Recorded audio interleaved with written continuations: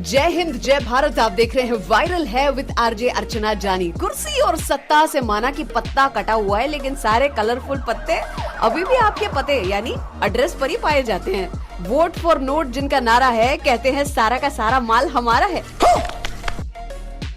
देखिए, वो कहते हैं ना कि साइकिल एक बार चलाने आ जाए तो साइकिल चलाना भूलते नहीं है। बिल्कुल वैसे ही भ्रष्टाचारी भ्रष्ट कामकाज जारी रखता है, सत्ता में हो कि ना हो। हुआ ये है कि झारखंड से कांग्रेस के राज्यसभा सदस्य धीरज प्रसाद साहू के घर और कार्यालय पर आयकर विभाग ने छापेमारी की और कितने ही दिनों से चलती आई। 300 करोड़ के बाद न जाने कितने और करोड़ निकल आए। सिर्फ हार्ड कैश की बात कर रहे हैं, अभी तो हमने सोने के गहने और बिस्किट को देखा भी नहीं, हाथ भी नहीं लगाया। पहले ही दिन बुधवार को 150 करोड़ की गिनती करते करते मशीनें जल गई, खराब हो गई और फिर 3 दर्जन काउंटिंग मशीन्स मंगवानी पड़ी थी। देखो, 40 बैगों में से तो सिर्फ मामूली 300 करोड़ निकल पाए।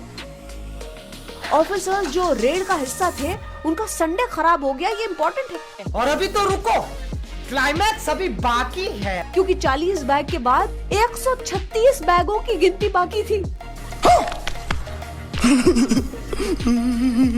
शुक्रवार रात तक में टोटल पैसों से भरे हुए ये पता चला था 156 बैग्स ये थे आईटी डिपार्टमेंट के पास।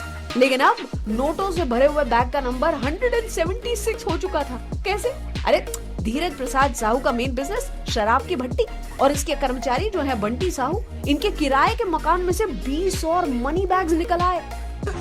अरे मुझे चक्कर आने लग गया। अब हमारे घर में मनी प्लांट नहीं है, इनके मनी बैग निकल आए। क्या बोलेंगे? बाजू वाली बैंक ने दिवाली की सफाई का कामकाज निकाला था तो वो बैग में पैसे भर के यहाँ छोड़ गए। अरे, जो काउंटिंग में इतने दिनों से लगे रहे, वो जीवन में अपना खुद के पैसे भी कभी नहीं गिरेंगे मियाँ। अब इतने ऊब गए होंगे पैसों से। आंकड़े 500 करोड़ को पार कर जाएं तो भी हम अचंभित नहीं होंगे, क्योंकि 300 करोड़ के बाद 7 रूम और 7 और लॉकर खोलने बाकी थे। कैसे कैसे लोग रहते हैं यार यहाँ पर। आदमी है कि चलता फिरता एटीएम, लेकिन ये किसका एटीएम बने हुए हैं, ये मेन सवाल है। India wants to know. Machine खराब होती रही, उन्हें रिपेयर करने के लिए इंजीनियर मौजूद थे, कर्मचारियों की संख्या बढ़ाकर 50 कर दी गई और प्रॉब्लम ये है कि बैग से कभी 100 तो कभी 200 तो कभी 500 की नोटें निकलती रही, तो अनुमान लगाना असंभव था। ये नोटों से भरी हुई बैगों को देखो और फिर इसी पार्टी से पूछो कि आपकी ओर से ही करप्शन के खिलाफ वाली स्पीचें जो आती रहती है, आप जिस पार्टी की आलोचना करते रहते हैं, वो सूट बूट पहनी हुई सरकार के पास तो इतना धन नहीं है। अदानी अंबानी के दोस्त होकर भी इतना धन नहीं है। मोदी जी ने क्या खूब कहा है, ना मैं गिरा न मेरी उम्मीदों के मीनारे गिरे, पर कुछ लोग मुझे गिराने में बार बार गिरे। ऑपोजिशन ने इतने साल इल्जाम लगाए हवा में, और हवाएं कुछ ऐसी चली कि इन्हीं की अलमारियां खुल गई। मजा आया। ऐसी कैसी फाइट अगेंस्ट करप्शन कर रहे हैं बाबा? आप तो भ्रष्टाचार से ऐसा लड़ रहे हैं जैसे पाकिस्तान आतंकवाद से लड़ रहा है। वो भी इलेक्शन से कुछ ही महीनों पहले आपने तो भ्रष्टाचार का डिक्शनरी मीनिंग ही चेंज कर दिया। हे भगवान, किसी को देना, पर सिर्फ इतना देना कि वो बता सके। जैसे कि हमें कोई पूछ ले हमारी पगार के बारे में, शर्म से नीले पड़ जाते हैं। और एक ये है, इनसे कोई पूछ ले कि इनकी कितनी संपत्ति है, he will only show some हरी पत्ती, बाकी अलमारियों में पैक है। समझ रहे हो? एक्चुअली लक्ष्मी जी भी आईटी अधिकारियों को धन्यवाद कह रही होंगी, नहीं तो इन्होंने तो अलमारियों में पैक करके उनका दम घुटवा दिया था। अरे, एक आध पैसे का बंडल यूं ही फेंक देते तो किसी गरीब की जान बच जाती, दूसरा बंडल यूं फेंक देते तो शायद कोई किसान आत्महत्या न करता। थोड़ा सीरियस हो गए थे। लेकिन एक बात बताइए, जो समझ नहीं आती कि इनके घर पर, इनके कार्यालय पर इतना पैसा आया कैसे? कहीं इसके पीछे कोई सांता क्लॉज तो नहीं है जो हर साल दर साल इन्हीं के घर पर बोरियां छोड़ जाता था? या ध्यान से देखो जरा, 20-50 नोट छापने वाली मशीनें भी होंगी इनके घर में। कांग्रेस राज्यसभा एमपी धीरज प्रसाद साहू के घर और कार्यालय पर छापा पड़ा और पैसे मिले, लेकिन ये आदमी नहीं मिला। मिस्टर इंडिया बन के ये तो गायब। और ऐसे वैसे आदमी नहीं, 3 बार ही रह चुके हैं राज्यसभा के सांसद। लोगों के भले के लिए काम करने को कुर्सी मिली, लेकिन ऐसे काले काम। देखा आपने लापरवाही का नतीजा। लेकिन जब इन्होंने अपनी संपत्ति डिक्लेयर की थी, ऑफिशियली बोले थे 34 करोड़ है मेरे पास, अब बाय मिस्टेक 1 2 4 5 जीरो लगाना भूल गए बेचारे। बड़ा हरामी हो।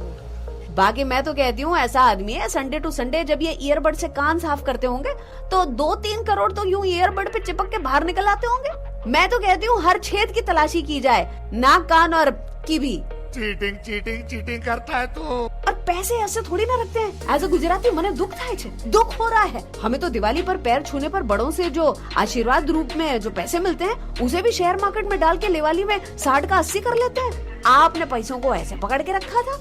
अच्छा, जैसे दाने दाने पे लिखा होता है खाने वाले का नाम, वैसे नोट नोट पे लिखा है वोट देने वाले का नाम। हिस्ट्री ऑफ आईटी रेड्स, ऐसा रिकॉर्ड अगर कोई मेंटेन कर रहा है तो बता दूं कि ये रिकॉर्ड टूट चुका है। सिंगल आदमी के पास से इतना मिला है।